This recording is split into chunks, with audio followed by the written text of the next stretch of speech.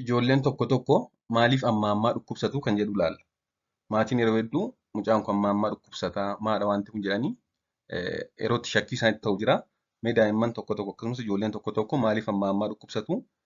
Yoomii amma ammaa dhukkubsachuun isaanii kun kan nu yaaddessuu qabu kan jedhu waliin ilaalla. Chaanalii kanaaf haaraa taanaan anan Dookter Abarraa Olaanidha. Gargaaraa Piroofeesaraa fi Ispeeshaalistii Wal'aansa Dhibee Ijoollee fi Daa'immanii akkasumas barreessaa kitaaba bu'uura fayyaa daa'immanii. Sabiskiraayib gochuun maatii ta'a jechuun barbaada asumaan. Noormaalii ijoolleen waggaatti yeroo 6 hanga yeroo 8 utaalloon qabamuu danda'u. Waggaa keessatti yeroo 6 hanga yeroo 8 utaalloon qabamuu danda'u. Kanneen deekeerii fa'aa keejii fa'aa oolan immoo waggaatti yeroo 12 utaalloon qabachuu danda'a. Jechuunis ji'uma ji'aan utaalloon qabachuu danda'a. Mana barumsaa fa'aa keejii fa'aa oolu taanaan. Keessumaa waggaa 2 jalqabee wanti kun baay'inaan mul'ata. Booda yeroo guddataa deeman naannoo waggaa 6 booda utaalloon amma ammaa qabatu kun irrataa deema.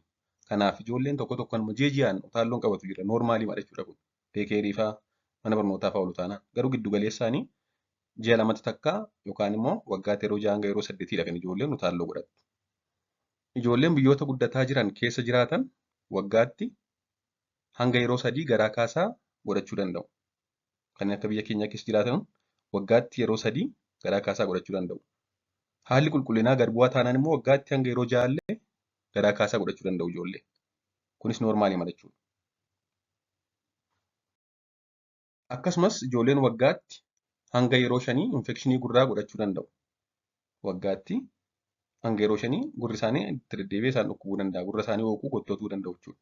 Akkasumas ijoolleen waggaatti yeroo 3 hanga yeroo 5 infekshinii toonsilii godhachuu danda'u. Kanaaf waggaatti yeroo 3 yeroo 5 infekshinii toonsilii jiraachuu danda'a jechuudha. Ijuma 2 kun noormaalii mala. Keessumaa yeroo mana barnootaa fa'aa oolan.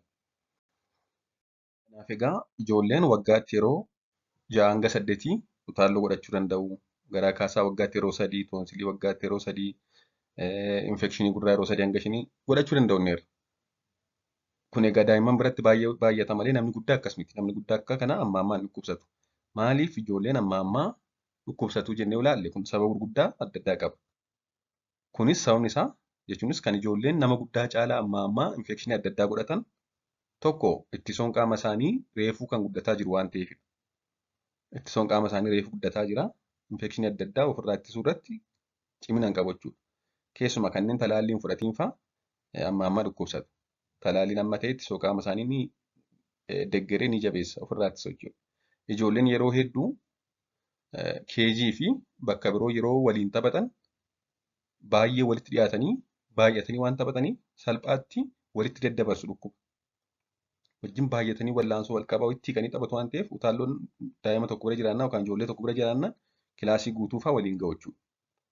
So ittisoon qaama isaanii jabaataa ta'uu dhabuu walitti dhiyaatanii taphachuu akkasumas ijoolleen amala ammaa osoo marga hin dhiqatiin ija isaanii sukkuumuu osoo marga hin dhiqatiin funyaan isaanii tuttuquu afaan isaanii tuttuquu fi osoo marga hin dhiqatiin illee waa fuudhanii amala nyaachuu qabu waan ta'eef salphaatti dhibeen daddarbuu adda addaatti daddarba. Waama harka ittiin biyyoo tuttuqaa oolan kanaan waa fuudhanii nyaatu. Sanumaan immoo deebanii funyaan tuttuqu akkasumas salphaatti dhibee adda addaadhaaf qabamu jechuudha. Sababa kanaafidha kan ijoolleen nama guddaa caalaa amma ammaa dhukkubsatan. Akkamiin ittisuu yookaan hir'isuu dandeenyaadha inni garbuu? Ijoolleen akka amma ammaa dhukkubsanne akkamiin gochuu dandeenya? Akkuma jenne dhibbaa dhibbatti ittisuu hin danda'amu. Garuu inni guddaan kan gochuu dandeenyu goone akka isaan dhibee fayyaa adda addaa amma ammaan godhan gochuun barbaachisaadha. Daa'imman talaallii guutuu akka fudhatan taasisu. Akka isaan kittibaatii fudhatan taasisuu fi nyaata madaalamaa fi hirriba gahaa akka isaan argatan taasisuun baay'ee gaariidha. Ijoolleen kittibaatii fudhatte amma amma garaa kaasaan godhattu, infekshinii gurraan godhattu, garaa kaasaaf kan godhattu. Maaliif talaallii sana keessa kan sanatti waan jiruuf.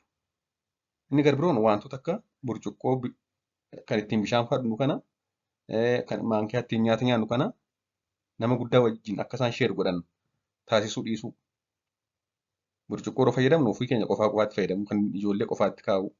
Maankaa yookaan fal'aana adda addaa yeroo fayyadamnu qofaa qofaatti kan ijoollee qopheessu. Kana malees funyaan ijaa fi afaan isaanii akka tuttuqan eeyyamuu dhiisuu. Yeroo isaan funyaan afaan ija isaanii callisanii tuttuqan kun gaarii miti dhibee adda addaa sitti fidannee gorsuun barbaachisaadha jechuudha. Inni gara biroon qulqullina harkaa yookaan harka dhiqachuudha. Qulqullina harkaa eeguu. Dhibeewwan hedduun karaa qulqullina harkaadha. Kan isaan namatti darban harki qulqulluu ta'uu dhabu. Harki qulqulluu haa fakkaatuyyuu malee jarmoolee xixiqqoo adda addaa kan ijaan hin mul'anne garuu dhibee fayyaa hedduu fidan of harkaa qaba. Kanaaf harka dhiqachuun baay'ee barbaachisaadha. Ijoolleen yeroo hundaa erga mana fincaanii fayyadamanii, erga nyaata nyaatanii akkasumas nyaata duraaf nyaata booda erga harkatti jedhanii qufaanii harkatti hidhanii qufaanii hattifataniiru taanaan harka isaanii dhiqachuu qabu. Nyaata dura nyaata booda harka dhiqachuu qabu. Erga mana fincaanii fayyadamanis dhiqachuu qabu. Erga funyaan isaanii tuttuqanis dhiqachuu qabu. Erga bineeldota kanneen akka saree, adurree fi kan kana fakkaatan tuttuqanis dhiqachuu qabu. Yeroo kamuu yoo harki isaanii xuraa'ee kan jiru fakkaates dhiqachuu qabu. Harka isaanii yeroo hunda saamunaaf bishaan yoo xiqqaate turtii walakkaa daqiiqaaf dhiqachuu baay'ee murteessaadha. Kana maatiin barsiisuu qaba jechuudha. Qulqullina harkaa eeggachuun maatiifis daa'immaniifis akkaataatti dhibee fayyaa hedduu ofirraa ittisnu. Qulqullina yeroo attiffatanii fi qufa'anidha. Ijoolleen yeroo attiffatanii fi qufa'an qulqullina isaanii eeggachuu. Yeroo attiffatan yookaan qufa'an uffata yookaan sooftiitti jedhanii qufa'uu fi attiffachuu. Yoo kan itti qufa'an waan akka sooftii fa'aa hin jiru ta'e immoo ciqilee isaaniitti jechuun ciqilee isaaniitti qufa'uu fi attiffachuu. Attiffachuuf qufa'uu boodas harka isaanii dhiqachuu. Funyaan ijaa fi afaan ofii tuttuquu dhiisuu. Namoota qufa'an yookaan attiffatan irraa garuu fageenya ofii eeggachuu. Kana gochuudhaan dhibeen fayyaa adda addaa akka ittiin dabarre taasisuu qabu. Yookaan maatiinis ijoollee barsiisuu qabu jechuudha kana. Yeroo qufa'an ciqilee isaaniitti hidhanii attiffachuu yookaan yoo sooftii qabaatan yoo ta'e sooftiitti attiffachuu. Sanaa booddee harka dhiqachuu. Funyaanii fi ija isaanii afaan isaanii tuttuquu dhiisuu. Namoonni qufa'aniif attiffatan jiraatan immoo itti hiiquu dhiisuu yookaan itti jechuu dhiisuu. Akkaataa itti dhibee fayyaa adda addaa ittisan keessaa inni guddaan tokko akkaataa itti fayyadama mana fincaaniidha. Mana fincaanii qulqullummaan fayyadamuun baay'ee barbaachisaadha. Ijoolleen immoo yeroo isaan itti maatiirraa of danda'anii ofii isaanii qulqulleeffachuu jalqaban waan ta'eef bobbaa fi fincaan sirriitti boolla seenuu isaa hubachuu qabu. Erga fayyadamanii boodas bishaan yookaan waraqaa lallaafaa sooftii fayyadamuudhaan fuulduraa gara boodaatti qulqulleeffachuu. Keessumaa ijoollee dubaraa biratti fuulduraa gara boodaatti qaama saalaa isaanii irraa gara boodaatti qulqulleeffachuu. Kun egaa akka isaan infekshinii lubbuu fincaanii hin godhannes ni gargaara. Akka isaan dhibee fayyaa adda addaa hin saaxilamnes ni gargaara. Kana maatiin barsiisuu fi jajjabeessuu qabu. Hanga isaan of danda'anitti immoo ofii isaanii qulqulleessuu qabu. Inni guddaan egaa erga ijoolleen waggaatti hanga kanaa amma dhibamu jenne waggaatti yeroo 6-8 utaalloon jiraachuun, infekshiniin gurraa yeroo 5 jiraachuun, toonsiliin yeroo 3-4 jiraachuun noormaali yeroo inni yoomi kan nuti maali dhibeen fayyaa kun maaf itti deddeebi'e jennee shakkuu qabnu yoo jenne yookaan red flags kan jedhamu mallattoolee akeekkachiisu kan jedhamu tokkoffaan ijoolleen tarii kan isaan dhibaman sababa ittisoon isaanii gad bu'aa ta'e jennee kan nu shakkinu fakkeenyaaf infekshinii gurraa waggaatti yeroo 5 ol yoo ta'e hanga 5tti noormaali. Waggaatti yeroo 5 ol amma infekshinii gurraa godhatan. Waggaatti yeroo 2 fi isaa ol nimooniyaa yookaan saambaa michii godhatan. Infekshinii qaama keessaa faca'e yookaan sepsis kan jennu maajiraat gittirii fi infekshinii ciccimoo 2 fi isaa ol yoo waggaatti godhatan.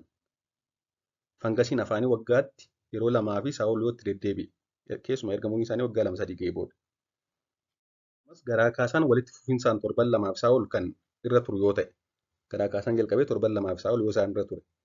Akkaataa umurii isaanii irraa eegamu guddina agarsiisaa hin jiran yoo ta'e ulfaatinni qaama isaanii dheerinni isaanii akkaataa isaan irraa eegamu guddataa hin jiranii amma dhukkubsatoo ta'e. Madaa fi mala adda addaa qaamarra godhachuudhaan kan dafee hin fayyinee fi itti deddeebi'u yoo ta'ee fi akkasumas mallattoon kan kana fakkaatan kan nama yaaddeessan jiraannaan ogeessa fayyaa daa'immanii mariisuudhaan maaltu akka kanaaf isaan saaxile qorachiisuun barbaachisaadha. Daa'imni kun maaliif amma dhukkubsata kan jiru hundee isaa adda baasuun barbaachisaadha. Dhaggeeffattaniif hedduu galatoomaa. Sabskiraayib gochuun dagatinaa. Turtii gaarii.